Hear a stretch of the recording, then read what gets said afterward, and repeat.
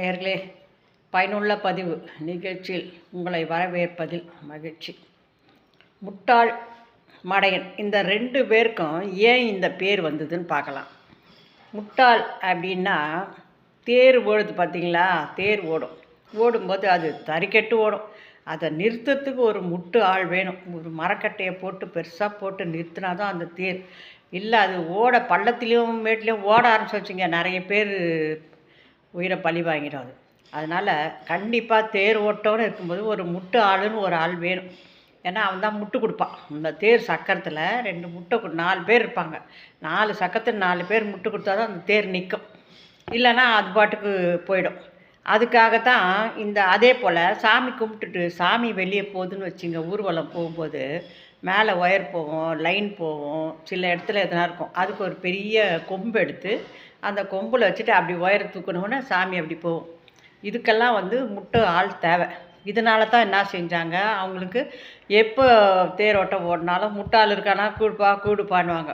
அவன் அந்த ஒரு வேலையை தான் செய்வான். அதனால் அவனுக்கு முட்டு ஆளுன்னு பேர் இந்த முட்டு ஆள் என்ன பண்ணிச்சு, நாளடியில் மருவி முட்டாள் வந்துச்சு.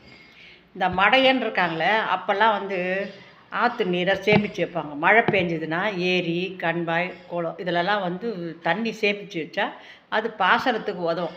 சில பேர் மானாவாரி பயிர்னா அந்த மழையைத்தான் நம்பியிருப்பாங்க, விதையை விதைச்சிருவாங்க. அவங்களுக்கு மற்றபடி எதுவுமே இருக்காது. இந்த மழை பெஞ்சு ஏரியில் தண்ணி அவங்க தண்ணிக்கு நீர் பாசனம் திறந்து விட்டால் தான் அவங்களுக்கு பயிர் செய்ய முடியும். இப்படி ஒரு இருக்கிறதுனால அந்த தண்ணியை தேக்கி வைப்பாங்க. அது எப்படின்னா அந்த காலத்தில் இப்போ நம்மளுக்கு இதெல்லாம் வந்துடுச்சு, நவீன காலத்தில் வசதியெல்லாம் வந்துடுச்சு. அப்போ சிமெண்ட்டு மூட்டைங்க, மற்றபடி பெரிய பெரிய மர கட்டைங்க இதை மாதிரி போட்டு ஆற்றுல தண்ணியை தேக்கி வைப்பாங்க. இது மழை பெஞ்சு ஆறு ரொம்பிடுச்சுன்னா இந்த மடை திறக்கிறவன் வரணும், அவன் தான் திறக்கணும்.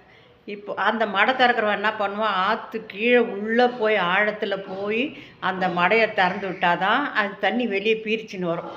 அவன் உயிருக்கே கூட ஆபத்து வரும் பாவம். ஏன்னா அடிக்கிற வெள்ளத்தில் அவனும் தான் மிதந்து போவான். நீச்சல் அடிச்சுன்னு வெளியே வருவான். அது மாதிரி தான் இருந்தது. இப்போ லாக்கர் வந்துடுச்சு. இப்போ ஈஸியாக போகிறாங்க. கண்பாயில் அப்படி ஒரு சுற்றுனா அந்த இது திறந்துக்குது, மதகு திறந்துக்குது, தண்ணி ஆர்ப்பரிச்சின்னு போகுது.